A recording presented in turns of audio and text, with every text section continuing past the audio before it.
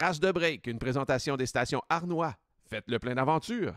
Et Nissan Longueuil, en mouvement de génération en génération.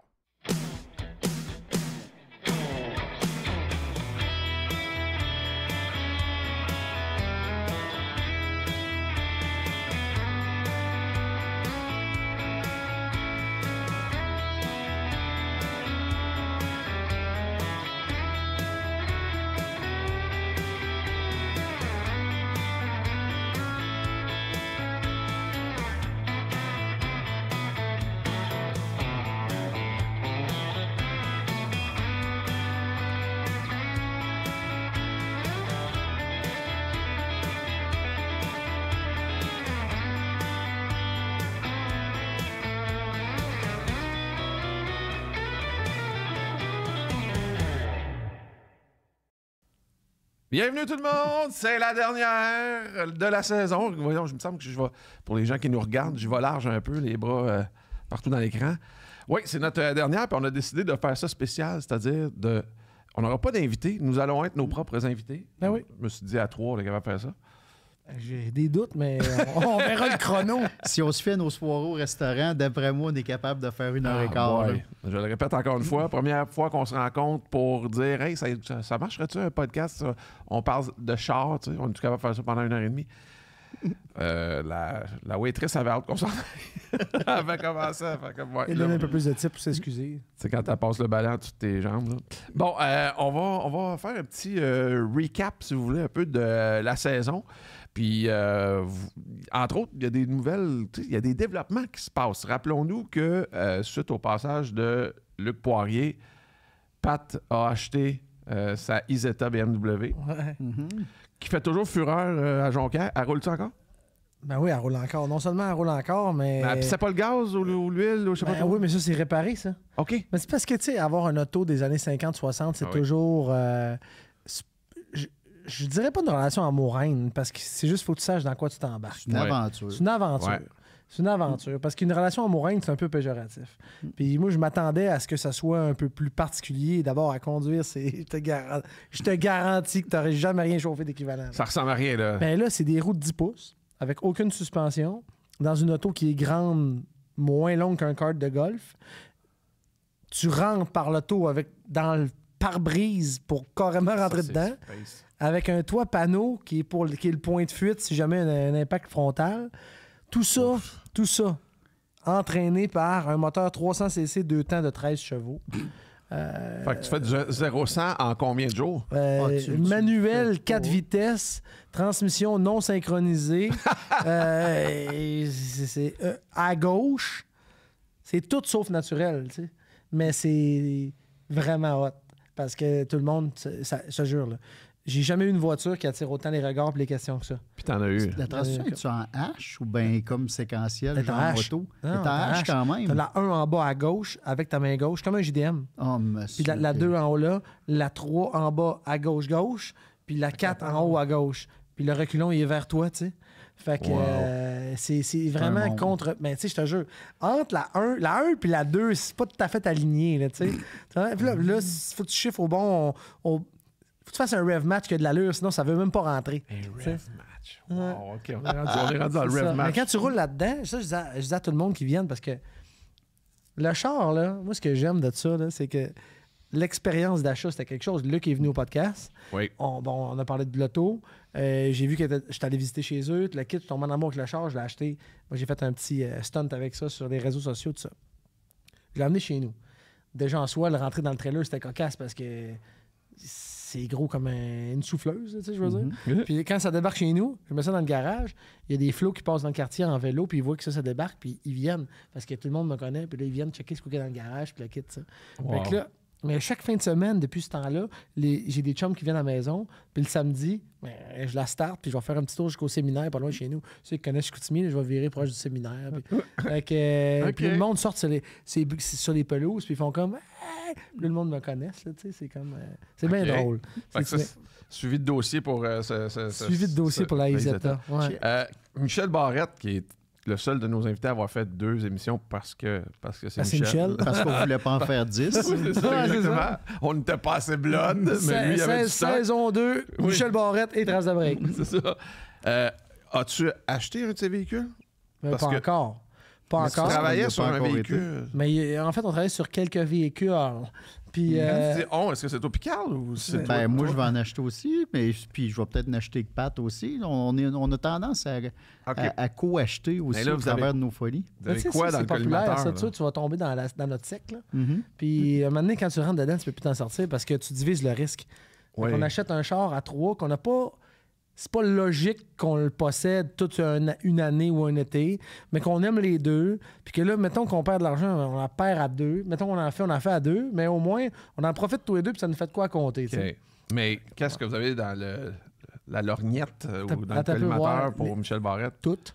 Non, mais non, pas tout. Je suis sûr que non. là. Non, non. Ben, honnêtement, moi, dans mon cas, je jetterais chacun de ces véhicules, puis je le sais que je vais tomber en amour avec toutes les autos. Puis en plus, un véhicule raconté par Michel, Ouais, c'est ça. Ouais. si tu l'aimes déjà au premier regard, puis qu'en plus, tu as toute l'histoire, là, c'est terminé, tu es dans le trouble. OK. Fait que là, il faut juste que j'appelle ma banque pour leur dire que si j'appelle pour hypothéquer à la maison, de me dire non.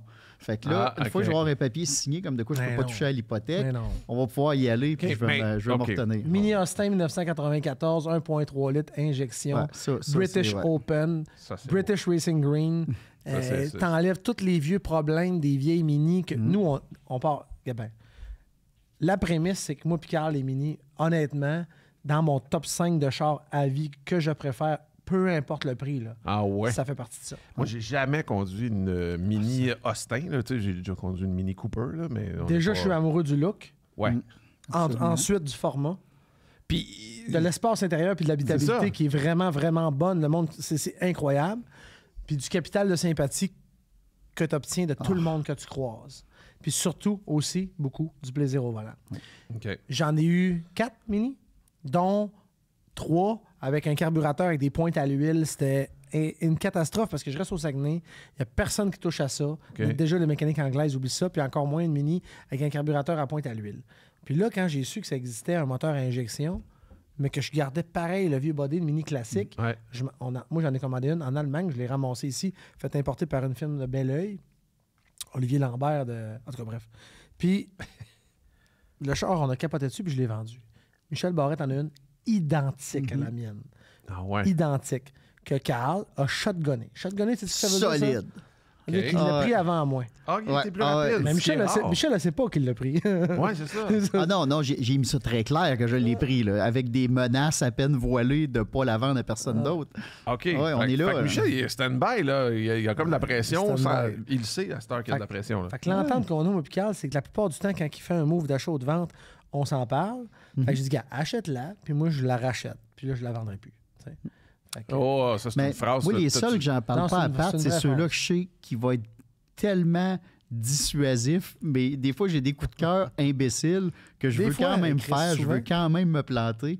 Fait que j'en parle à Pat quand c'est fait. Puis là, il fait, sérieusement, Carl? T'as fait ça? Ouais. OK. Mais là, écoute, je pensais que vous alliez me parler de ça, mais le Grand National, là, Ah, là, je m'en allais là. Ça, c'est pour Carl. Puis moi, ce que je voudrais acquérir de Michel, s'il veut bien s'en départir un jour, en fait, s'en départir à nouveau parce qu'il l'a déjà vendu. Puis il s'ennuyait du char, il l'a réacquéri. ouais. Ça a l'air que c'était invendable dans sa... Mais tu sais, il dit, moi, je le prends pas souvent, puis le kit, puis je l'ai acheté neuf en 87. C'est pas mêlant depuis que Michel est venu. En fin de semaine, on est rendu le 9 juin. 9 juin. En fin de semaine, j'ai eu des amis à la maison, puis j'écoute encore la playlist 1987, le Billboard, rock et pop, pour me mettre dans l'état d'esprit du char le jour où je vais l'acheter. C'est épouvantable. C'est pas une farce, là. C'est Fait zéro que donc, farce. c'est plus fort en toi, le Grand National, que la Mini Austin. La Mini Austin, c'est un classique. C'est... T'as raison, c'est plus fort en moi. OK. Moi, les années 80, là, c'est ça. J'ai un vieux BMX des années 80, fin 80, début que je vais mettre à côté. Puis j'ai déjà prévu mon setup de qu'est-ce qui va être dans ce garage-là, mettons. J'ai ramassé un vieux cadre de motocross de 94 qui fait à côté. Comme si, tu sais, faire un petit décor alentour qui match avec l'année du char, mettons. Mais ça va chez nous, tu comprends-tu? C'est ça la différence. Oui, Ça va chez nous. ça bougera pas de là. Non, Fait non, que, et le Grand National et la Mini Austin. Mais le Mini, je le trouve plus pur comme auto. C'est aussi léger qu'un véhicule peut être sans se débâtir en morceaux. Ça a un petit moteur qui a un petit peu de pep, mais tu sais, c'est pas énorme. Une boîte manuelle, une sensation de conduite extrêmement directe. C'est une auto que tu connectes, c'est le prolongement de tes mains. Tu as toutes les sensations, tu sais, au niveau des fesses, le pied gauche sur le repose-pied. Tu sens tout ce que le châssis fait. Parce que les roues sont petites particulièrement aussi, j'imagine? Bien, les roues sont quasiment sont aux extrémités du véhicule, vraiment. Ouais. Mais c'est beaucoup le poids, le centre de gravité qui est bas. Puis c'est un petit côté joueur, rigolo. C'est ça, un Mazda Miata de première génération. C'est des autos que si tu conduis ça puis que tu n'as pas le sourire, c'est parce que tu n'as pas d'âme. C'est ça, tu n'as pas d'âme. Vraiment t'es pas noir d'âme. en dedans. Ouais, c'est quel film qu'il y en avait une qui a eu des cascades incroyables? Un boulot italienne? Boulot italienne, ça n'a pas de sens, ça. Ouais. C'est extraordinaire. La vieille version puis la nouvelle. La nouvelle. Il y avait 2 générations de Mini, dans le fond. Ouais. C'est magnifique, hein? OK. Bien là, c'est ça. Mais c'est sans prendre en considération le reste de sa collection, parce que le Camaro de Michel, je l'adore. Mais il ne vendra jamais. Il y a un 77 dans ces années-là, il ne vendra jamais, mais la journée qu'il se décide d'avoir une bulle au cerveau, je vais l'acheter. Parce que Michel, il a dit souvent dans les 2 épisodes, « Ah, ça, je l'ai vendu, mais j'aurais jamais dû le vendre. Mm-hmm. » Ça vous est-tu arrivé, vous autres, dans vos lots de véhicules? Trop souvent. Ouais. Okay. On tombe dans le name dropping. Là. Les grands regrets, c'est ça, pareil. Ouais. Tu sais, j'aurais jamais... C'est drôle, pareil, parce que tu te rappelles-tu, on a parlé... Quand Michel est venu, j'ai parlé du Pontiac GTO. Mm-hmm. Ben, on l'a vendu... Notre GTO, on l'a vendu à un gars du BC qui s'appelle Giuseppe. Je t'ai même pas dit ça. Quand Michel est parti du podcast, le lendemain, j'ai texté Giuseppe, savoir si ça va encore le GTO, puis c'était à vendre. Parce que Michel voulait l'acheter? Non, parce que moi, je voulais l'acheter. Ça a soulevé de quoi? Parce que, dans le fond, là, un moment donné, là, on prend des décisions financières parce qu'on peut... D'abord, il y a l'espace. Ouais. On a toute une contrainte. Peu importe c'est quoi ton budget, peu importe, tu vas toujours avoir une contrainte d'espace à un moment donné. Ouais. 2, ben, il y a des choix que tu veux faire parce que tu te dis, si j'en ai 3-4, je vendrais elle, puis là, je veux accueillir un nouveau char. Mais là, quand tu en as 10 en même temps, puis tu deviens plus vieux un peu, puis tu deviens rationnel, puis que, comme nous, ce qu'on aime faire, puis on a reçu Antoine Joubert il y a à peu près quelques émissions de ça, puis ce qu'il disait, c'est que j'aime les rouler, les prendre, les utiliser. Quand tu es un collectionneur de ce type-là, ça devient illogique de garder un char que tu roules pas. Ouais. Pas parce que tu l'aimes pas, parce que ta vie, à ce moment-là, te permet pas de le rouler. Fait que là, tu te dis, tant qu'à ça, je vais en acheter un que je roule. Parce que j'ai juste, mettons, 5 places, mais j'en veux 5 que je peux profiter puis prendre. Ouais. Fait que là, tu vas le laisser aller, mais à contre-cœur parce que tu l'aimais. Ouais. À titre d'exemple, j'ai acheté avec Carl une BMW M5 E34, 10 000 $. Ça n'a même pas de bon sens. C'est scandaleux de penser qu'on a payé ce prix-là. Il était tanné, on pensait de garder ça à vie plus 800 ans, là. Jusqu'à temps que j'ai l'option d'acheter une E39 de la génération suivante pour 16 000, ce qui était vraiment pas cher non plus. C'est un autre deal de Jérôme Dallaire, un de mes chums dont j'ai déjà parlé. Fait que ça, ces 2 chars-là, on les a vendus parce que une était accidentée, reconstruite sur papier, mais quand même parfaite condition. L'autre avait beaucoup de millage, mais faisait vraiment pas son millage. Tu sais, un char de 300 000 kilos qui a l'air de 20, c'était ça. Fait que je me suis départi du char en me disant, à tort, parce que la folie canadienne puis américaine, c'est d'avoir des autos immaculées, originales, pas de millage, puis des parqués dans le garage. Mais moi, je commence à me sentir un peu plus interpellé par la philosophie européenne des roulés et de se foutre du millage. Fait que c'est pour ça que les regrets arrivent. Dire, j'aurais pas dû vendre ça. Pour le prix qu'on a payé, moi, c'est parmi mes voitures les plus plaisantes que j'ai eues. C'est parmi celles que je regrette le plus d'avoir vendues. Il y en a plus qu'une, pas mal plus qu'une. Si on veut être réaliste aussi, je suis en affaires, Pat est en affaires, je travaille aussi dans le milieu un peu plus artistique. Fait que des fois, tu sais quoi, il y a une année que tu fais une année exceptionnelle, l'année d'après, elle l'est moins. Fait qu'il faut toujours gérer le cash flow, l'espace, les aléas de la vie. Des fois, tu veux rénover la maison, si ça. Puis, étant dans un métier incertain, moi, mes voitures, des fois, je m'en sers pour dire, bon, mais il faut rénover la maison. Je vais vendre une de mes autos au lieu d'aller emprunter parce que tu sais jamais ton année prochaine va l'air de quoi. Fait qu'il y a des fois fait comme... que là, tu me donnes le pourquoi tu as vendu tes chars? Ben, un des véhicules, entre autres, moi, j'avais un Aston Martin Vantage. Oui. Je suis un fan fini des films de James Bond. Fait que j'avais acheté un Lotus Esprit blanc à cause de James Bond. J'avais acheté un Lotus, voyons, le Aston Martin, qui était silver, exactement la bonne couleur, l'intérieur la bonne couleur, le toit en Alcantara gris qui fitait à parfait. Il était parfait. Je ne l'aurais jamais vendu. Mais il fallait faire des rénaux à maison. OK. Donc, je vends ça. Mais chaque voiture que je revends, j'essaie tout le temps dans ma tête de penser à la prochaine pour un peu me consoler. Puis il y en a rarement, parce que quand je fais l'acquisition d'un auto, c'est parce qu'il y a quelque chose d'émotif. Ouais. Fait que dans ma tête, dans mon esprit, ça ne devrait jamais être revendu. Ouais. Je devrais avoir un entrepôt de 3000 autos puis être capable de tout mettre les comprends. rêves. Mais il y en a qui font mal. Le de Tommaso Pantera qu'on avait acheté ensemble, quand on a vendu le Pantera, les deux, tu sais, s'il y a une fois qu'on a failli broyer au téléphone, c'est là. Mais tu sais, en même temps, t'as pas un cash flow illimité. Là, tu te dis, ben, combien de temps qu'on va la garder? Puis là, d'un coup, qu'elle perd de la valeur, mais d'un coup, aussi, le fait de ne pas assez la prendre à cause de l'hiver, à cause de tout, elle va-tu dépérir? Ouais. Puis là, tu te mets à surpenser puis suranalyser des fois. Au même titre que toi, tu es en train de commettre de quoi que tu vas regretter, c'est-à-dire vendre ta BMW 850. Tu penses que je vais le regretter? Assurément. Ah ouais. T'en Mais retrouveras pas, là. Hein? Mais Une autre, tu sais, qui a exactement ces caractéristiques-là. Quand est-ce que tu vas en trouver un autre? Ah là, vous me jouez dans les hosties. Je veux revenir à la Di Tommaso Pantera. Parlez-nous de... Parlez-moi de... C'est quoi cette compagnie-là? T'sais, on voit ça passer, mais c'est très... De Tommaso, T'en vois pas 1000 dans ta vie, là. De Tommaso, là, pour te faire une histoire courte, là, c'est un designer italien avec une mécanique Ford. Fait que c'est un char qui a l'air d'une Lamborghini, c'est un char qui a l'air d'une Ferrari, c'est un moteur central arrière avec une mécanique fiable. C'est un 351 Cleveland que tu plantes là-dedans. Fait que pour l'Amérique du Nord, des pièces, t'en trouves, à part des pièces de carrosserie, des pièces principales de mécanique transmission, c'est une ZF qu'il y a là-dedans. C'est trouvable partout. C'est commun. C'est commun. Fait que c'est pas mal le meilleur des mondes. Puis c'est un char qui a été produit, si ma mémoire est bonne, autour de 7000 unités pendant toutes les années de production. Puis là, j'y vais vraiment de mémoire, mais début 70, genre 71, les pré-L, jusqu'en 96-17 pour les dernières GT5.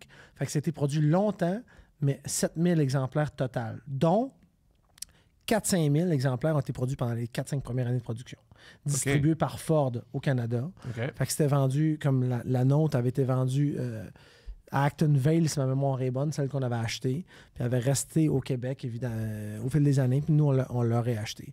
C'est un char qui est un petit nez pointu allongé, le pédalier décentré, les pédales collées, mais pas des claques pour chauffer, pour conduire ça, ça marche pas. Ça prend tes petits souliers italiens, fins, exactement, tu sais, pour chauffer ça. Manuel, 2 places, moteur juste en arrière de toi, propulsion, une personnalité d'italienne avec un d'américain. C'est comme... J'ai toujours aimé De Tommaso. Mon père, ma passion des chars vient un peu de mes oncles et de mon père. Quand j'étais jeune, quand lui était jeune, à Sept-Îles, à Côte-Nord, il y avait une De Tommaso noire, puis il m'en a parlé pendant 10 ans. Le char-là, comment est-ce que c'était exotique, c'était rare, c'était introuvable, puis tu le quittes. Puis le gars, il avait une panthère dans sa maison, tu vois, le genre de client. OK. Tu vois le client, là. Fait qu'il y avait une De Tommaso. Puis quand j'ai pu en acheter une, ça m'a fait penser à ça. Puis aujourd'hui, au prix que nous, on l'a payé, si on l'avait gardé, ben, d'abord, on aurait fait bien des sous. Deuxièmement, ben, on aurait pu la rouler et en profiter. Ce qui, à mon sens, est complètement nécessaire pour mes prochains achats, c'est d'en profiter. Ouais. Puis, c'est-tu le fun à conduire, ça, Carl? Ben, c'est ça qu'on n'a pas fait. Ouais, Vous n'avez même pas une petite ride? C'est ça qu'on n'a pas on fait. a roulé le Excuse-moi, Ferrari, c'est ça que parce qu'on avait acheté 2. On a roulé le Ferrari 308. On n'a pas roulé le de Tommaso, ce qui est une erreur impardonnable. Faut être mental pour être sûr de ne pas le briser, pas mettre des mouches dessus, pas faire du millage, pas qu'il explose, on le prend pas. Tu sais. Moi, je ne ferais plus jamais ça de ma vie. Non. Parce que dans le fond, là, elle est là, maman. Mon regret, il est là. Je ne l'ai pas sorti de mon système. C'est lui qui disait ça. Je ne l'ai pas roulé assez pour savoir si j'aime le char, pour savoir si j'aurais dû le garder, pour savoir si c'est un char de... Ouais. Un char de passage. Un char de passage ou un char permanent, tu sais. C'est vrai. Fait que là, Mais ce fut un char de passage. Mais même si, ultimement, avec les aléas de la vie, c'est une auto de passage, moi, j'ai besoin, encore une fois, c'est mon expression, mais de la sortir de mon système. Fait que si je fais 5, 6, 10 000 km avec, même si ça me brise le cœur, c'est moins pire de m'en départir parce qu'au moins, j'aurais fait là, quand même passablement de millage. 5, 6, 10 000 km avec une Pantera sans qu'elle prenne en feu, c'est un exploit.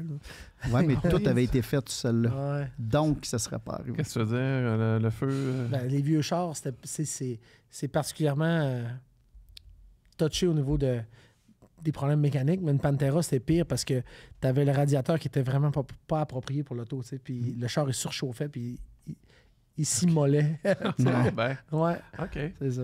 Un peu comme... Un suicide d'automobile. Là. OK. Tu sais, ça me fait dire que on connaît quand même pas pire les autos. On aime beaucoup les autos.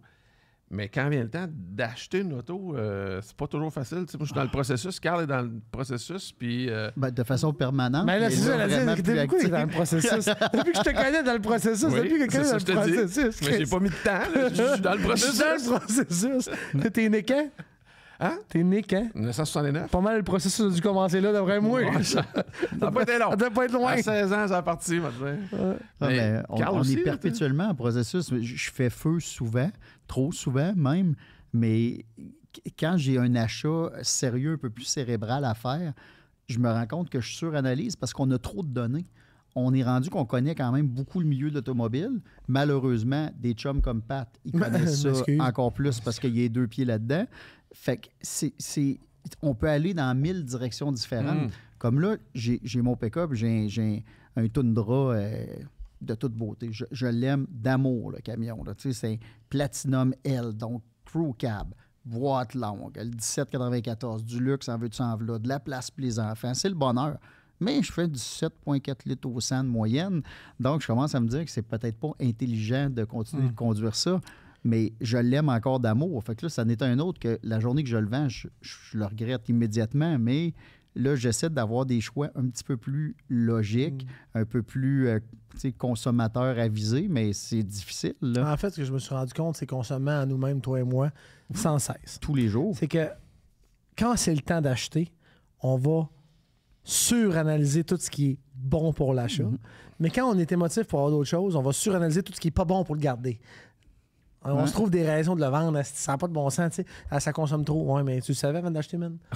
Ouais. Tu le savais, là. C'est la même affaire que tu savais déjà.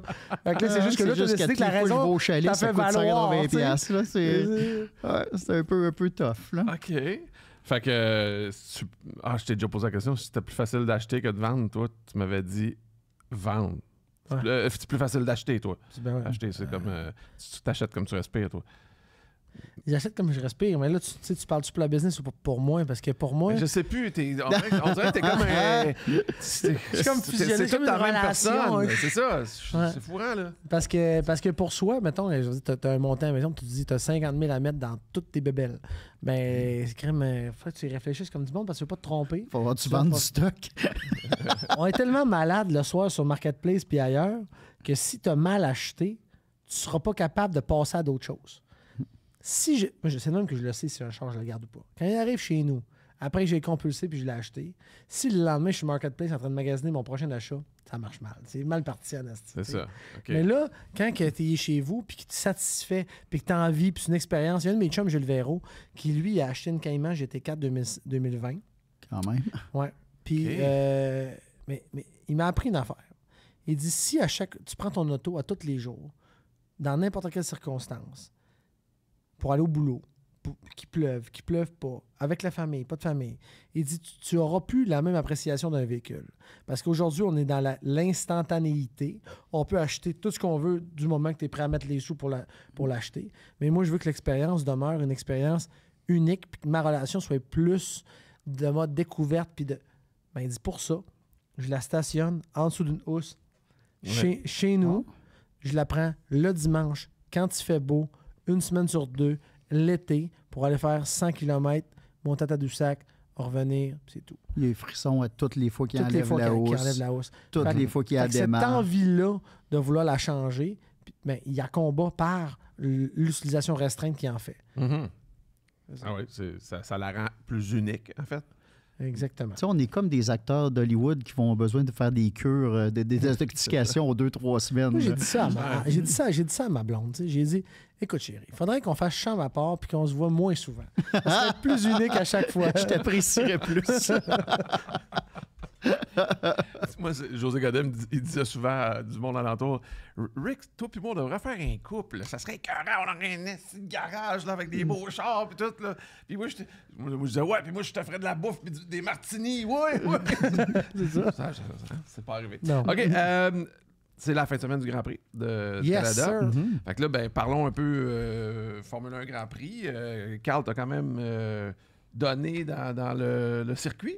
Oui, ben, tout à fait, pour plusieurs raisons. Un, la F1, j'écoute ça religieusement avec mon fils qui aime ça au moins autant que moi. Ouais, Donc, c'est religieux. Là. Puis, si on a des activités à faire pendant les heures de Grand Prix, c'est enregistré. Quand on revient, là, ces C'est gars-là. là que ça se passe. Là, on il est est rendu à quel âge, occupé. là? Là. Il a eu 12 ans cet été. Là, fait que, OK. Est-ce que vous êtes du genre à veiller tard pour regarder le Grand Prix d'Australie? Il me semble qu'il n'est pas... ben, là, je suis toujours un peu partagé entre ma responsabilité de bon père de famille qui veut le mettre sur un horaire logique pour l'école, mais on l'enregistre, OK. puis le matin, en se levant, boum, on est assis, puis OK. on écoute ça. Donc, il y a ce côté-là.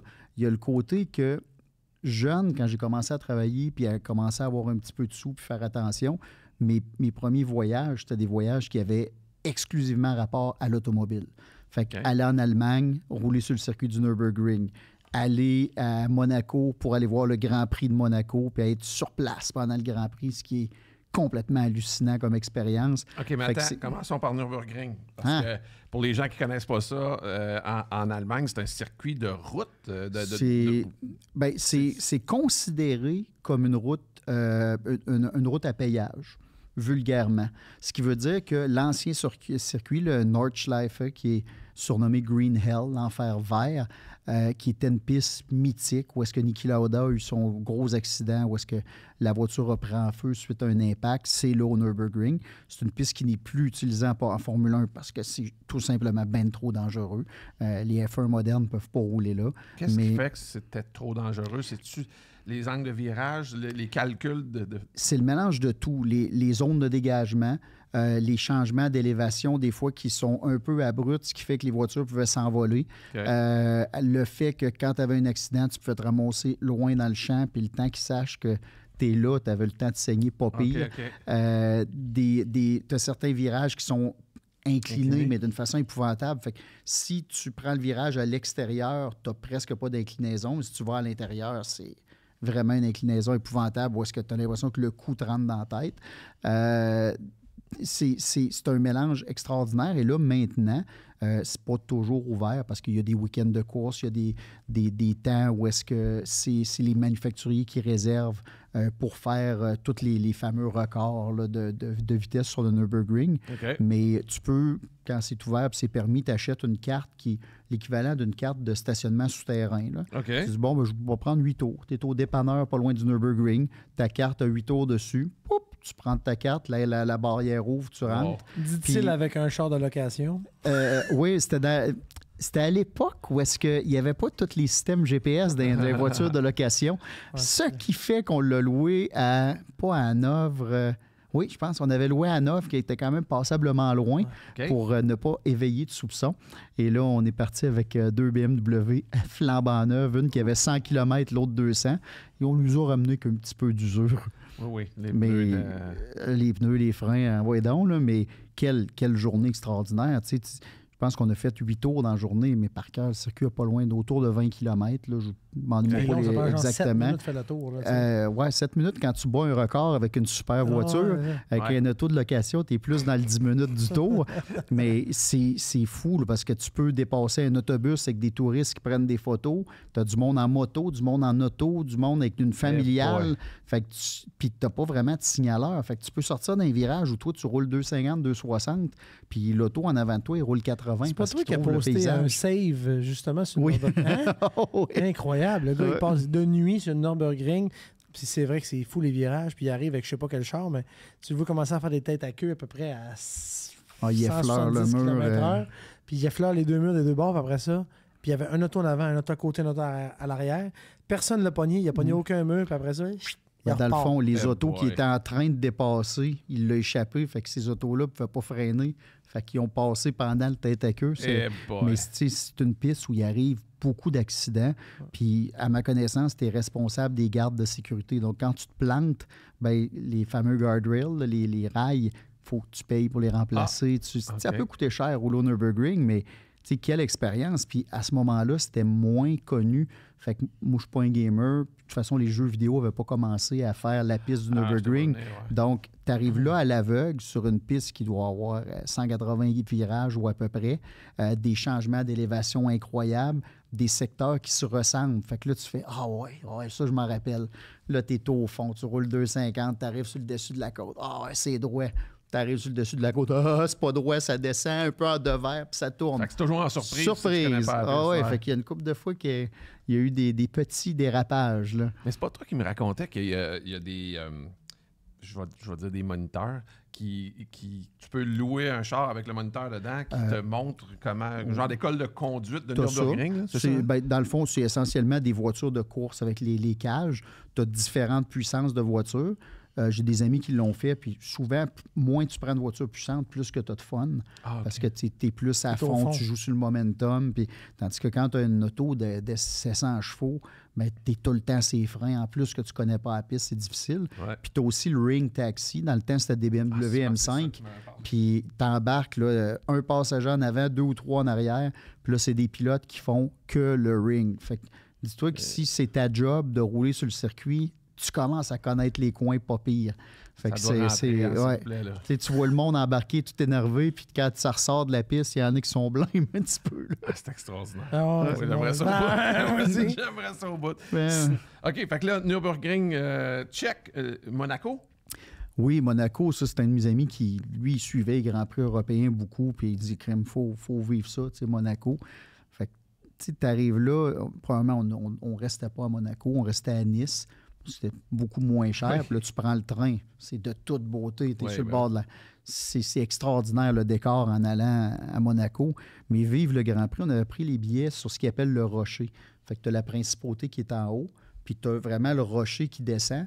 Puis ta vue est dans les derniers virages, la sortie pour rentrer dans la ligne des puits. Fait que tu vois les mécanos travailler, tu vois un peu la ligne départ arriver, puis tu vois les derniers enchaînements de virages. C'est une place extraordinaire, mais c'est une place un peu grand public parce que c'est moins cher en tant que tel que les places assises, mais tu vois mieux. Fait que OK. c'est le meilleur de tous les mondes, là, à part si tu es sur le toit d'un hôtel full VIP, mais Ouais. on n'était pas là. Mais Ou sur un quelle yacht. expérience. Puis ce que je me suis rendu compte pour avoir été beaucoup aux courses au Canada, quand tu vas aux courses à Monaco, le niveau d'éducation des gens par rapport au sport automobile, ça m'avait jeté à terre. Les conversations, ça parlait d'ajustement de voiture, de ci, de OK, ça, c'est plus loin. de passer, ça analysait le pilotage. Puis là, j'écoutais le monde parler, mais je disais, crème, OK, ça a du sens ce qu'ils disent. Là. Tu sais, Fait qu'ils ont, ils ont une connaissance plus large que juste le Grand Prix. Complètement, là, L'histoire qui vient en arrière de ça. Puis Tu sais, on dit qu'on a du sang européen puis qu'on a cette espèce de passion-là, mais je pense qu'on a encore du rattrapage à faire là-dessus. Là. Ah oui. Tu sais, les conversations au Québec, là, tu sais, Villeneuve s'est planté dans le mur, je m'en vais. Excuse, il reste 40 tours de course. Là. Ouais. Moi, je regarde la course, c'est une maudite belle course. Fait que on est vraiment ailleurs. Mais t'as ça... pas été ému à Monaco? Ça, c'est après le Grand Prix. On a marché le circuit. Puis là, marcher le circuit de Monaco, c'est quelque chose. Tout le monde a parce qu'on accès le à y voit. aller? Oui, quand le Grand Prix est fini, puis tout est ramassé. ouais. D'ailleurs, le Grand Prix, juste pour la course, on avait été miraculé, mais il y a un paquet de pubs, parce que c'est quand même, c'est au travers de la ville. Ouais, ouais. Fait qu'on avait réussi à avoir un pub qui était directement sur le bord de la piste. Fait qu'on prenait de la bière avec une gang d'Écossais qui était là. Puis c'est David Coulthard qui a gagné la course. OK. Fait que la fois que Coulthard a gagné Monaco. Donc, je peux vous dire que l'alcool trinquait. coulait à flot. Mais après ça, puis le lendemain, on l'a refait. On a marché tout le circuit. Là, tu vois, les changements d'élévation. Et ça monte épouvantable. Ah ouais. Et la fameuse descente, où est-ce que tu vois, il y a une descente, puis il y a une épingle extrêmement serrée où les F1 sont presque arrêtés, puis il y a un hôtel qui est là. c'est vraiment l'entrée du stationnement de l'hôtel dans l'épingle. Le changement d'élévation de cette épingle-là est extraordinaire. Là. C'est un mur, là, mais quand tu es en bas, tu regardes ça, c'est vraiment impressionnant. Fait que tu as le côté, c'est pas large, Monaco, des changements d'élévation, le fait que c'est pas une piste facile, tu as des virages où est-ce que, même dans certains cas, ils jouaient dans les ajustements pour avoir un petit peu plus d'angle de braquage, pour réussir à faire les épingles. C'est extraordinaire. Puis marcher le tunnel, my God, là, il passe juste une motosport qui ouvre un peu dans le tunnel. Le son est d'une force extraordinaire. Là, tu marches ça avec 200 000 personnes qui gueulent, là, parce que tout le monde est sur la piste. Non, on avait passé un petit peu de temps au pub. Fait que, mais là où j'ai cassé, c'est quand tu montes la première côte, tu as la ligne départ arrivée, ça tourne vers la droite, puis là, ça monte quand même. Quand tu arrives en haut, c'est l'hôtel de Paris avec les autos de luxe, puis avec tout. Là. Bien, le lendemain, quand on l'a marché, je suis arrivé là, j'ai regardé le décor, la mer, le fait que le Grand Prix, c'était la veille, tu as encore toutes les pancartes partout. Je voyais l'hôtel de Paris avec toutes les autos de luxe, puis les autosports, et là, ça part. Là. Ah ouais? Les larmes, ça coulait, mes amis. Là. Quand t'es content. Je me suis rendu compte, je viens de vivre ça. Là. Fait que, toutes les heures de travail que tu as faites pour te réussir à te payer ce voyage-là, tous les sacrifices, les années à essayer de faire ta place tranquillement en sport auto, c'est difficile. Puis là, on dirait que toutes ces émotions-là sont arrivées en même temps. Puis là, tu fais « Wow, OK, là, je vis quelque chose de spécial. » c'est fait cool. que c'est des belles expériences. Grand Prix du Canada, on s'est croisés là. Tout à fait. Une année, moi, j'animais un spécial à RDS sur les coulisses de la F1, que j'ai trouvé très intéressant, d'aller voir, entre autres, la tour de contrôle, d'aller voir comment... j'avoue que j'étais resté marqué. Ils amènent leur kit Exactement. de course en course. Partout. Kit de communication, kit de... même la tout bouffe. Ce qui est technique. Moi, j'ai appris même la bouffe. C'est le même staff partout dans le monde pour servir la nourriture équivalente à chacune des écuries partout dans le monde. Wow. Puis pour le public qui vont dans les paddocks aussi puis qui ont un free pass, c'est la même nourriture. Si tu manges un filet mignon, une côte de bœuf au jus à Montréal, tu vas manger une côte de bœuf au jus exactement identique à Monaco. Oui. Mais là, ce que je trouvais particulier, c'est que là, c'est pas les écuries, c'est la F1 qui a les systèmes de communication, de caméras, de tout ça. Fait que qui transporte ça d'une place à l'autre. J'avais trouvé la salle des écrans, là. Tu dis OK, là, ça, il y a du on monde, commence là. à parler d'un studio. Là. Oui, puis aussi niaiseux que ça peut se paraître, mais tu sais, je posais des questions à savoir quelles sont les embûches que vous avez souvent, mettons, dans la tour de contrôle. C'est niaiseux, mais c'est souvent des animaux sur la piste. Mm-hmm. Un raton laveur là, qui décide ou un siffleux, la marmotte là, à Montréal, oui. C'est ça. Fait qu'ils font comme, c'est dangereux. Tu peux pas avoir un siffleux dans une F1.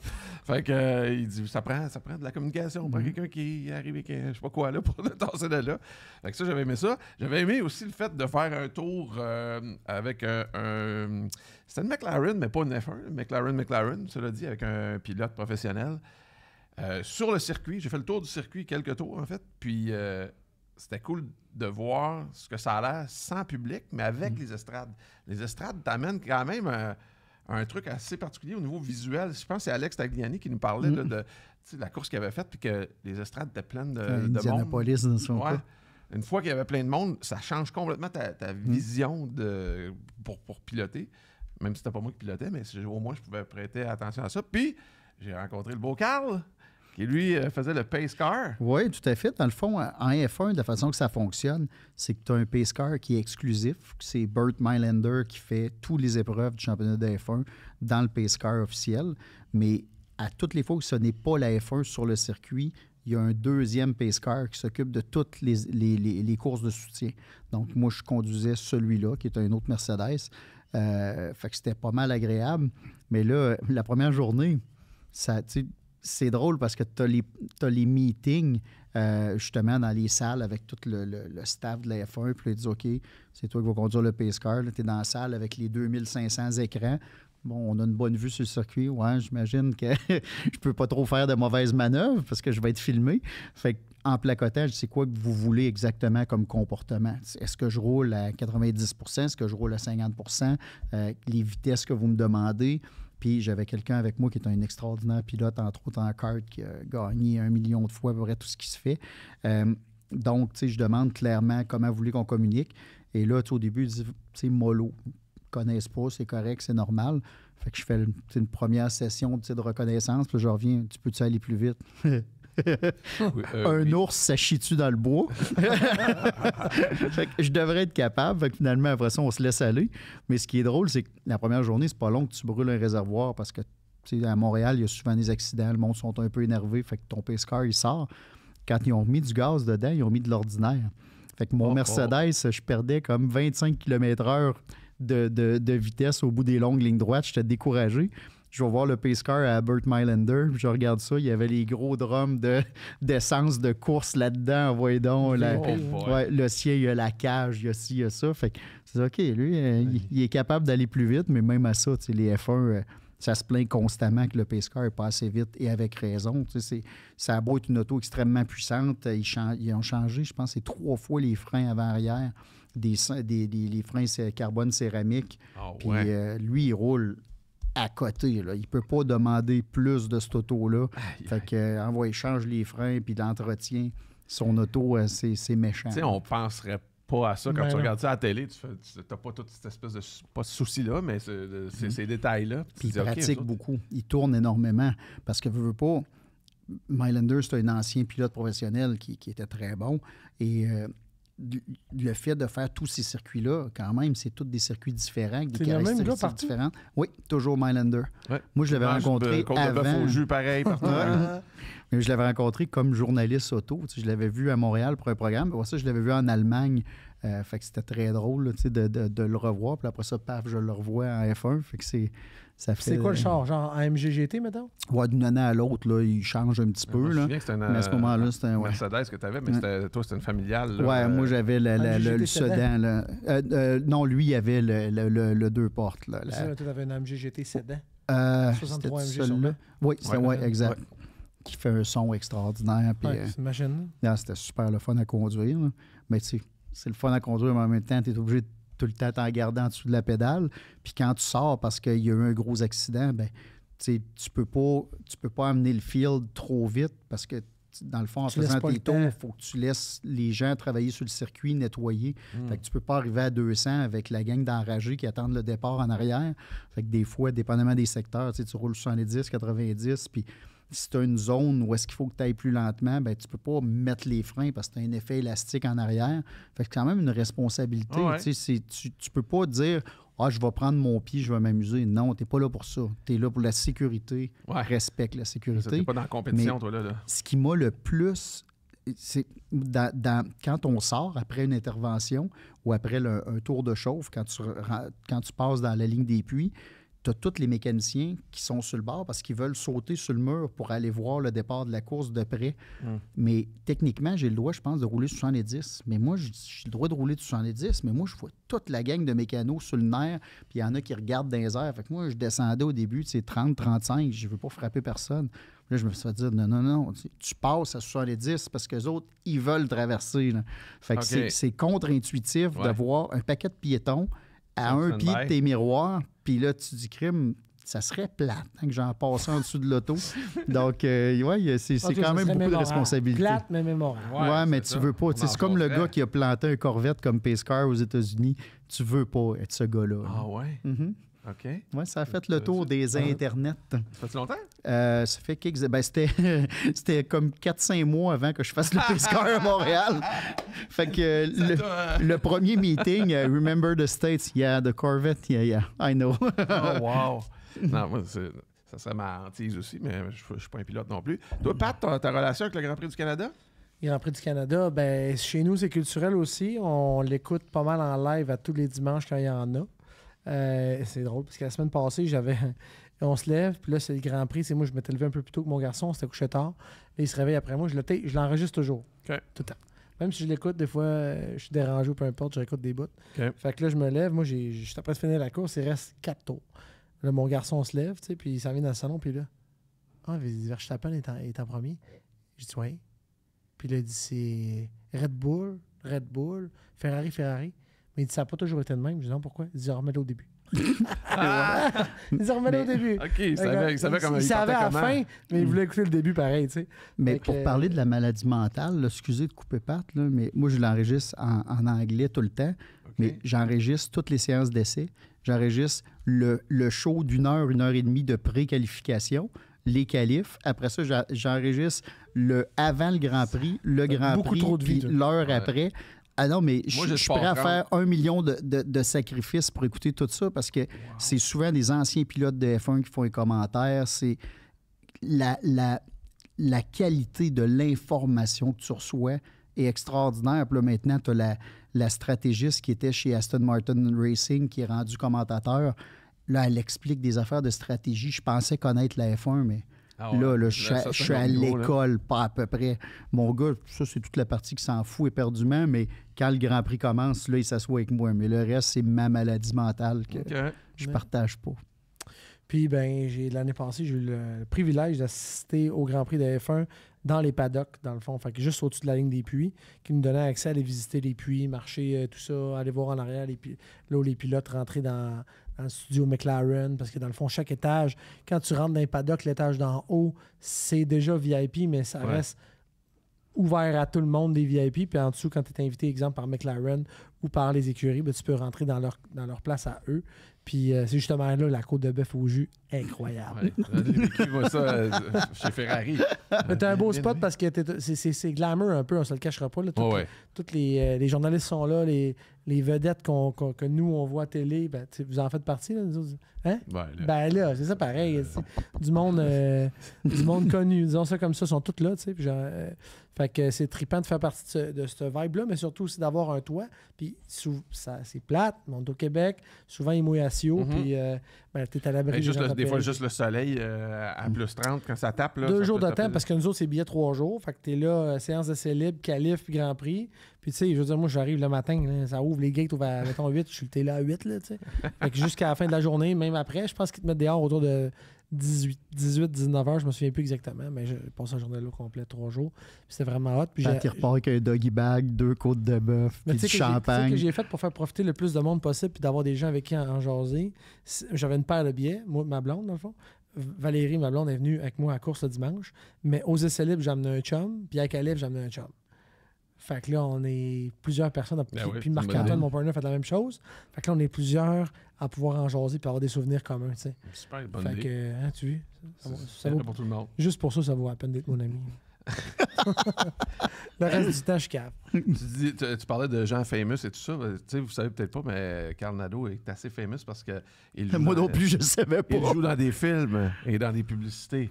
Ça, l'affaire, c'est que souvent, vous le voyez pas. Mais il est là pareil.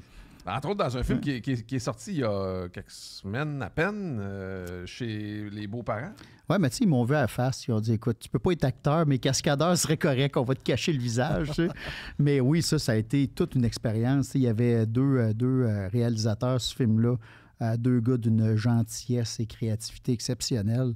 Fait que c'était une belle expérience. Tu sais, j'ai fait des films américains, des gros, tu sais, X-Men, Transformers, quand même des gros films, du film français, tu sais, Chien et chat avec Thierry Lhermitte, entre autres. Bon, mais beaucoup de publicité d'auto, mais ce film-là, c'est une expérience vraiment extra. Bon, l'auto fonctionnait pas à moitié, mais c'était loin d'être leur faute. C'est une vieille Jaguar? Une vieille Jaguar qui était capricieuse, c'est le moins qu'on peut se dire. Ouais, tu sais, le fameux modèle 2 portes qui est superbe. Ouais. Mais, tu sais, déjà qu'il y avait le temps était humide, il y avait de la pluie. En partant, un Jaguar, ça aime pas ça, mais vraiment pas. Ben, pour avoir vu le film sans savoir que c'était toi qui étais le cascadeur là-dedans, ce qui est cool, c'est que le personnage ne sait pas conduire manuel, puis c'est une voiture manuelle, fait que il chauffe mal, sans trop le savoir. Non, il sait qu'il chauffe mal parce qu'il ne conduit pas manuel, fait que toi, ça te permet de faire des... C'est ce qui fait que ça fait des cascades aussi. Là. Et cet acteur-là qui était super comique, parce que souvent on était ensemble au maquillage. Fait que, tu sais, moi j'ai le costume, parce que, bon, ceux qui auront vu le film, vous allez voir qu'il y a un costume d'époque assez spécial. Puis pendant qu'il est en train de finir de se faire maquiller, moi je suis à côté. Puis là, il dit « Hey man, make me look good. » Je dis « Well, buddy, non, tu vas être bien déçu parce que ma job, c'est de te faire avoir l'air d'un épée. » tu sais. Fait qu'il est parti à rire, il dit « Do it right. » Ça a marché, puis ça c'était dans le Vieux-Québec, hein, je pense? Dans le Vieux-Québec, oui, c'était trippant, là, les rues fermées pour nous autres, puis vraiment, vraiment le fun. Là. Puis d'ailleurs, il y a une des shots, malheureusement, le plan de caméra, il se terminait juste avant, mais l'auto avait des gros problèmes d'accélération. J'avais une côte à monter. L'auto avait des gros problèmes, c'est pas correct. Ouais. C'était grave. Là. Il y avait une côte qu'il fallait que je monte pour me placer pour commencer la scène. Puis j'avais de la misère à me rendre en haut quand je me rendais. Là. Fait que c'était pénible, mais j'avais une scène d'un évitement d'accident. Puis je pars, puis là, le moteur se met à fonctionner. Je suis comme, wow, mais c'est une côte qui descend. Là, je dis, OK, celle-là, ça va passer en temps. Fait qu'une chance, j'avais marché le parcours avant. Puis tout de suite après les caméras, la rue faisait une espèce de petit gauche-droite, mais vraiment, vraiment serré. Ce qui fait qu'à cette vitesse-là, c'était impossible de faire le virage. Mais j'avais remarqué que la chaîne de trottoir était basse à cet endroit-là. Fait que j'ai passé comme une balle à côté des Kodak. Puis quand je suis arrivé là, ben ça a mis l'auto sur 2 roues, mais d'aplomb. Là. Ce qui fait que le staff qui était en dehors de la prise, ils ont vu le dessous de l'auto. Wow. Mais là, moi, je lève ça sur 2 roues comme il faut. Puis là, la rue n'est pas large, mais j'ai le temps de l'atterrir comme il faut, puis de me freiner. Puis là, quand je reviens, « Are you okay? » Puis là, ça crie, puis tout le monde est... Non, tout est beau, tu sais, fait que c'est pas de stress. C'était ça à faire le coffre à gants ouvert en retombant, mais bon. Puis celui qui fournissait l'auto, ben, le technicien qui était là, il était super gentil. Il dit, man, comment t'as fait de pas flipper? Je viens avec moi. On a marché, j'ai pointé le coin de la rue. Il dit, t'avais vu ça? Ouais, c'est ma job. Ça fait pas mal partie du métier. C'est pas la première fois que Carl Nadeau est à l'assaut des rues de Québec. J'y ai passé ma jeunesse. C'est une des premières fois qu'il est payé pour. Oui, c'est ça. Au lieu que la police te court après en cachette puis que... T'as-tu déjà su c'était qui Cart Vader? Je pense qu'on va le dire aujourd'hui. Oui, je le sais. Moi, tu connais pas ça? À Québec, quand on était jeune, c'est une légende. Là. Le gars a une formule, un Ratax 125, un kart. Il sort du parking de l'Université Laval. Puis il prend d'assaut l'autoroute puis les rues avec son kart en pleine nuit, habillé en noir avec un casque noir, comme dans le temps de Ghost Rider un peu, mais Cart Vader. C'était ça son nom. C'était malade, là. Malade. Ça l'a brûlé Internet, ça. Oui, ça a brûlé Internet carrément. Dans le temps qu'on commençait à avoir de quoi qui était viral un peu. Puis il vendait, là, pour avoir le vidéo, il vendait. Ils en ont vendu une tonne. Comment il a fait pour avoir du merch à son nom, vendre la vidéo... Sans que tu saches c'était qui. Mais il avait tout enregistré dans un autre pays. Ça passait, toute la distribution. Ils ont été très wide. Machine. Ouais. C'est malade. Mais oui, non, aujourd'hui. Oui, je connais. Je le connais. Elon Musk. Carl Nadeau. Non, j'étais pas impliqué, mais je savais que ça allait arriver, puis je l'ai su après. Il a fait le Stig, lui, tu sais, dans les annonces de Toyota, Chris personne dit que c'est lui. Oui, ça, je me souviens. Avec son casque. Ça, je me souviens. Mais j'ai plusieurs personnes, pendant la première diffusion de La Voix, mon téléphone se met à sonner. Allô? C'est toi qui es dans le char. Comment tu sais ça? Juste la manière de tirer le volant. Ouais. Et voilà. D'ailleurs, parlant de pubs, tu en as fait quand même plusieurs. Vraiment beaucoup. J'ai commencé avec des pubs européennes avec Citroën, Renault. Puis après ça, j'ai fait BMW M6, mais pour l'Europe. Puis après ça, ça s'est mis à débouler beaucoup, tu sais, où est-ce que j'ai fait à peu près tous les manufacturiers. La pub, c'est ce que j'aime le plus. C'est plus agréable qu'un film. Parce qu'un film, tu sais, le vieux running gag d'un aéroport, c'est « hurry up and wait ». Tu sais, grouille-toi puis attends. Mais en publicité auto, souvent, tu es une seule personne qui conduit. Puis tu as énormément de scènes. Fait que des fois, pendant qu'ils reset le Russian Arm pour faire certaines scènes, ben, tu fais d'autres scènes. Puis tu es tout le temps, tu sais, attends-toi pas à manger des gros repas. Là. Traîne-toi une barre granola dans tes poches parce que c'est pas mal ça que tu vas manger dans ta journée. Mais ça roule. Puis j'aime ça. Puis tu sais, souvent, tu es déjà prêt à tourner avant le lever du soleil parce que quand le soleil se lève, la lumière est extraordinaire. Puis c'est la même chose après ça au coucher du soleil. Ils disent le happy hour, mais... Golden hour. Golden hour, pour la lumière. Ah, j'ai mélangé avec le après le tournage. Oui, c'est ça. Ça prend du liquide pour manger avec ta barre. Tout à fait. On ne parlera pas de golden shower. Tant qu'on je savais qu'il fallait pas trop longtemps. Faut pas qu'on fasse trop souvent des podcasts à trop de seul. Mais tout ça pour dire que j'aime cette action-là. J'aime l'effet de gang que tu as souvent 10 heures, 12 heures pour tout canner au complet ta pub, Ouais. parce que c'est pas tout le temps que tu es sur plusieurs journées. Puis, tu sais, toute l'équipe travaille ensemble. Puis je suis impressionné de voir chaque corps de métier, chaque personne, ce qu'ils font, puis l'ambiance. Il y a quelque chose d'extraordinaire. Puis C'est comme une fourmilière, on dirait. Là, tu sais, tout le monde s'active en même temps. Puis tout le monde... est rodé, Ouais. c'est tellement le fun. Puis t'as pas le côté intimidant des gros shows Ouais. américains. Fait que je suis plus dans ma zone de confort, disons. Mais les Ok. films américains, c'est pas pire rentable, c'est le fun quand même. Ouais, ça doit être des papiers contre. C'est pas que ça, tu sais, je veux dire, honnêtement, c'est juste avoir l'expérience de voir comment ça se passe aussi gros que ça, tu sais, c'est... Ouais. Moi, par procuration, c'est quasiment comme si c'est moi qui les avais fait ces stunts-là. Tu dis, Par procuration, ah c'est ouais, bien, c'est bien dit, hein? c'est bien fait de commencer avec ça. Ouais, j'ai eu droit à une coupe de hey, c'est malade, man. J'ai répertorié quelques questions des gens qui nous ont écrit Ah sur non? nos réseaux sociaux, mais j'en ai deux. C'est pas, on vient pas fou. là. Quelqu'un. Frank Côté demande quels sont les 2 meilleurs chars de série, donc de tous les jours? 1, pour faire de la drift, puis 2, faire de la track. Ah, c'est une bonne question, ça. Ben, La drift de série. Oui, là, Gabin, je vais te répondre, je vais répondre devant lui. Parce ouais, que ouais. parce que je connais rien là-dedans. S'entends-tu? Je Ok. connais rien là-dedans. Fait que Moi, donc, ta réponse va... ma réponse, non, mais je connais rien là-dedans, mais mon feeling de gars qui a essayé ça. Pour faire la drift de série, brûle du gaz, que même si tu n'as pas grand compétence, je vais te dire un Charger L4. Puis pour faire de la track, je vais te dire une Porsche 911 GT3 RS. OK. moi, je dirais que c'est 2 excellents choix. Mais pour faire la drift, je dirais pour le côté précision, angle de volant, il y a certains modèles BMW de série M, quand tu vas dans les propulsions, qui peuvent être vraiment intéressants. Le Hellcat, ça ne serait jamais une voiture compétitive pour la drift parce que c'est trop long, lourd. trop lourd, Ouais. trop empaffé. Mais pour s'amuser, là, S'amuser, pour c'est ça te la mettre un question, je sourire pense. permanent, épais au visage, que 3 semaines après, tu as encore ton sourire épais, là, c'est un Hellcat. Il n'y a rien pour aller chercher ça, mais pas un wide body, pas ceux-là avec les pneus très larges, très collants. Un Hellcat, là, bien ordinaire. OK. Oh que oui, c'est du bonheur. Puis OK. pour la piste, en effet, GT3 RS, c'est hallucinant. Mais tu as aussi bête qu'un Caïman. Oui, Ou même Et- ou dans le temps, malheureusement, tu n'en as plus 9, mais tu sais, un Lotus Elise exige. Là, tu vas chercher un peu l'essence du sport automobile avec quelque chose de très léger, une conduite où est-ce que tu as beaucoup de feeling, mais qui demande un petit effort sur le volant. Là, il se passe quelque c'est un chose. des chars, je regrette avoir vendu ça. Hein? Exige S240. Oh, j'avais roulé ça à Rouge, Vegas. un de un. Exige.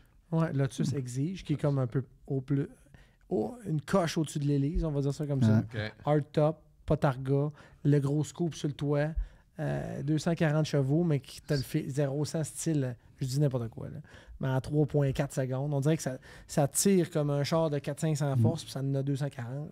Puis ça a du handling, t'es assis à terre. Là. C'est une piste. Il n'y a même pas de vraiment tapis, le c'est fun. un morceau de tôle dans le plancher, là, tu sais, mais c'est vraiment, vraiment trippant comme char. tu sais, Nous mais- autres, c'est pas ça qu'on avait conduit dans Équipé pour rouler. On avait eu une Lotus, mais plus, un petit peu plus guindée On que avait ça. un Evora. Evora. Oui, c'est ça. aussi. Puis je vais prêcher de ma paroisse, un rallye kart.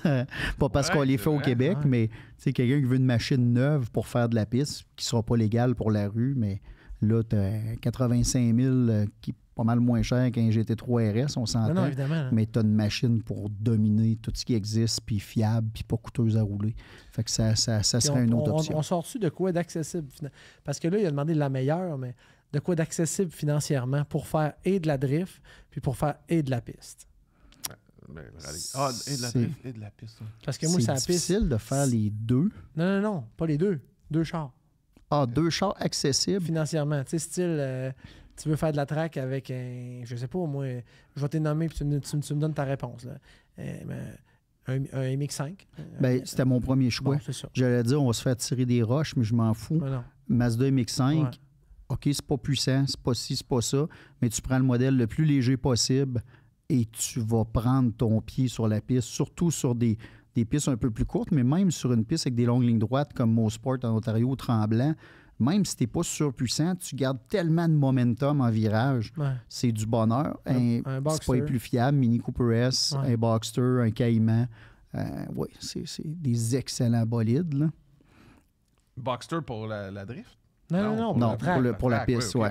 c'est bon. Tout dans le Je contraire. crois que j'ai de ça. déjà salement drifté un Boxster, puis ça fonctionne. Un C'est ça, 911 t'es Twin survécu. Turbo, j'ai drifté ça Ah ouais? en sauvage aussi. Là, ouais. Ah, Tout se fait. Là. c'est sûr que c'est des mots qui te vont bien. Drifter, sauvage. Mm. OK, JF Duprat demande électrique versus hybride. Point d'interrogation. Hybride. C'est tout. Rien à dire. Oh, ben là, tu peux pas. Je pense que l'avenir est plus hybride L'avenir est hybride. qu'électrique. Les manufacturiers accusent du recul par rapport aux annonces qu'ils avaient faites sur l'électrification des transports, la date, l'échéance. Les Américains aussi, d'ailleurs. Moi, je prêche pour l'idée d'avoir un véhicule qui va te servir dans n'importe quel de tes besoins. Mm. D'abord par souci écologique, parce que maintenant, quand tu as 4, je veux dire, on a tous des besoins qui sont différents, mais si on voulait y répondre, ça prendrait plusieurs véhicules. C'est dur de trouver de quoi qui fait tout bien. Mhm. Ben, déjà, en partant, si tu prends un char électrique, puis que, comme tout le monde, des fois, tu as des besoins d'autonomie prolongée, ben, tu risques d'avoir une conséquence que moi, je ne suis pas prêt à vivre et que je suis loin d'être le seul à dire ça. Mhm. Oui, les autonomies augmentent de plus en plus. On se ramasse avec des autos comme Lucide qui affichent 1000 km, mais c'est un char à 250 000 $. Ouais, c'est ça. C'est pas un char Et qui pèse quoi? puis qui pèse quoi, puis qui coûte, tu sais, que tu vas revendre combien, puis à qui, tu sais. Fait que c'est pas juste le... Mais si tu arrives dans le commun des mortels, on est encore autour de 500 km, Mhm. 440, là, tu sais, là. c'est ça. Fait 440 l'hiver, nanana, puis on est toujours sur la route. Nous autres, on reste au Saguenay particulièrement. Je pense que dans notre climat nord-américain hivernal, hybride branchable. Hybride branchable, ça, tu sais, nous, on a acheté 2 fois, flambant neuf, pour la business. Marc-Antoine, mon partenaire, roule ça, que tu connais. Oui. Volvo V60 T8 Polestar Engineer. Quel beau véhicule en plus. Tu as le comportement d'un char, tu as le look d'un wagon que nous autres, on aime tous. Un Wigan? Un wagon. C'est comme un wagon à Montréal, mais c'est au Saguenay. Sur l'autoroute. High Wigan. C'est que vous êtes tannant avec mon accent, vous autres. Hein? J'adore l'accent, je déménagerai au Saguenay C'est demain comme matin. un familial. Là. Avec le confort de Volvo, avec le look familial, je l'ai déjà dit, mais avec une autonomie 100% électrique affichée de gens 60, mais en pratique, 75. Ah, ça, c'est bien. Fait que là, ça fait 75 que notre Et moyenne... ça se régénère, la batterie se... Tu la branches, c'est un plugin. Oui, mais sinon, si tu continues à rouler, tu roules avec l'inertie du véhicule. Quand Oui, tu mais freines, tu sais, ça reste. Oui, comme tout, là, mais ça reste que tu vas tomber sur 100% Ben, ils sont pas essence. toutes de même. Mhm. Ben, même les PHEV dans le Mitsubishi sont de même Oui. depuis 2016. Je sais pas, il faudrait demander ça à Antoine. Antoine Joubert, on va essayer de le recevoir Mais la prochaine saison. Dans à un nouveau. mode parfait, là, un prolongateur d'autonomie, c'est du pur bonheur. C'est quoi Comme ça? il avait fait avec le Chevrolet Volt dans le temps, Ouais, c'est puis ça. qui a abandonné, ce qui, selon moi, est terrible. Parce qu'on dit toujours que la plupart du monde vont faire, mettons, 30-40 km maximum pour se rendre au travail, Ouais. puis pour revenir. Ouais. Fait que si tu as un véhicule qui a une capacité, exemple, de 60-70 km à batterie, Ouais. fait que tu le branches chez vous, tu pars le matin, tu arrives au travail, si tu es chanceux, tu le rebranches, tu fais tes allers-retours 5 jours par semaine, pas une scène de gaz. La fin de semaine, tu sais, il faudrait aller au chalet où on s'en va aussi bête que je m'en vais dans le Maine. Bien là, quelqu'un qui a une 100% électrique, il faut que tu commences à planifier tes arrêts pour charger. Imagine-toi, moi. Tandis que là, tu peux partir avec ça. Et si tu as un prolongateur d'autonomie, la job de ce moteur-là, c'est de charger ta batterie à mesure quand tu es sur l'autoroute. Ce qui fait que tu as encore une consommation qui est faible. Tu roules, c'est l'électrique ultimement qui propulse tes roues. Oui. Puis tu es capable de faire toutes tes distances. Puis quand tu as la chance d'arrêter en quelque part, ben là, oui, tu le branches. Fait que tu le remplis de gaz, tu te rebranches, tu refais encore un 50-60 km sur la batterie seulement. Je pense que c'est logique parce que tout le monde dit s'il y a un moteur à essence, c'est épouvantable, tu fais juste polluer. Mais si en réalité, tu as une batterie beaucoup plus petite, tu as un véhicule plus léger, un véhicule plus léger, ça veut dire que c'est moins dur ces routes, que tu vas brûler moins de pneus parce que veux pas tes pneus souffrent du poids. Oui, il paraît que c'est 25 à 30 De toute façon, là, plus d'usure de c'est un pneus. racket. Ben, là, le 25 à 30 ça comprend deux choses. Ça comprend que tes accélérations, décélérations demandent plus à tes pneus, fait que tu uses plus vite, puis tu as le poids. Ouais. Fait que tout ça combiné ensemble, ça donne souvent ça. Ouais.